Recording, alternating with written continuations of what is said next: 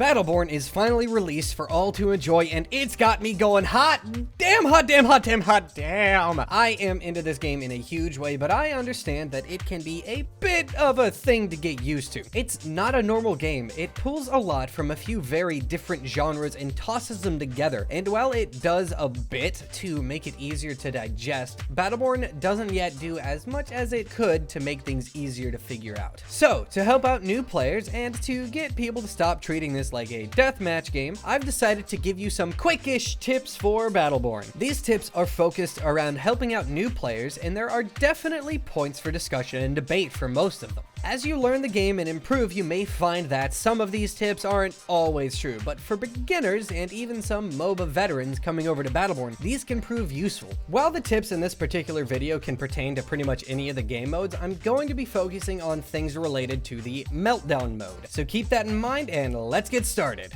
Number 1, don't die. I know this seems pretty obvious, but hear me out. This is the number 1 rule because dying is literally the worst thing you can do in a competitive game. Worse even than idling back at base. In truth, I use those 2 words as shorthand for don't do anything that would help the opponent, don't take a risk that won't pay off, and don't overstay your welcome in combat. It's very simple. Anytime you see your health getting low or you're diving into the enemy side of the field a bit too hard, train yourself to recognize that and pull back. As you play and improve, you can take more risks, but being not dead is always a good move. Number 2, don't die.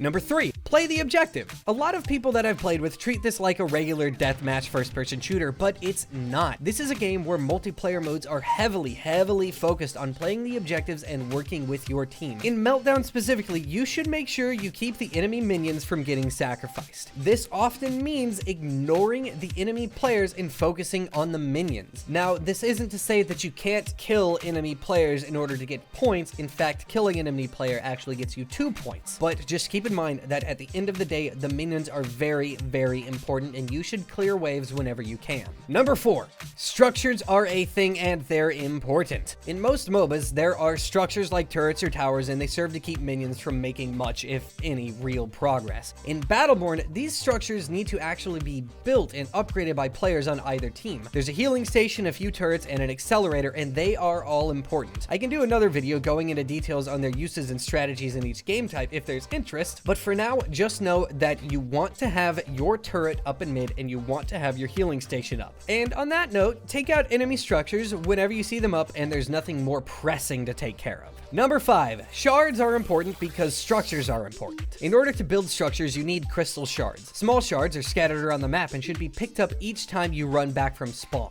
I used to believe that breaking them would grant you more crystals across the entire team, but that's not true, so just run right over them. Big crystals spawn at 7 points on the map at about 4 minutes in, and they periodically respawn for the rest of the match. It's a good idea to have somebody warp back to base and then run forward up one side and just pick up every big crystal that they see on the way up, and just do that periodically. Number 6, don't worry too much about your gear, at least not when you're still learning the game. Gear is something unique to Battleborn. They are equipable items that give you a bonus when you activate them in-game using shards. They're useful, but only to a point. It's totally possible to have an awesome loadout that lets you do a whole lot of damage, but in my opinion, it's almost always more useful to use shards on structures. At the end of the day, it's your choice on this one, and it does vary from game mode to game mode. I recommend learning structures and getting comfortable with characters before starting to worry about gear. Take note that rarity of a piece of gear doesn't necessarily denote its quality. It is perfectly possible to have a basic piece of gear that's better than legendaries. It's all about the combinations that you use and how you value cost. Number 7, work with your team. Communicate. Use voice if you can and you're comfortable, but at the very least on PC, use text to make calls on missing enemies or needing backup. On consoles, you can ping a location to ask for backup by pressing in the right thumbstick. Please do this. It's not much, but paying attention to pings and text chat can be very useful and can be the difference between winning and losing.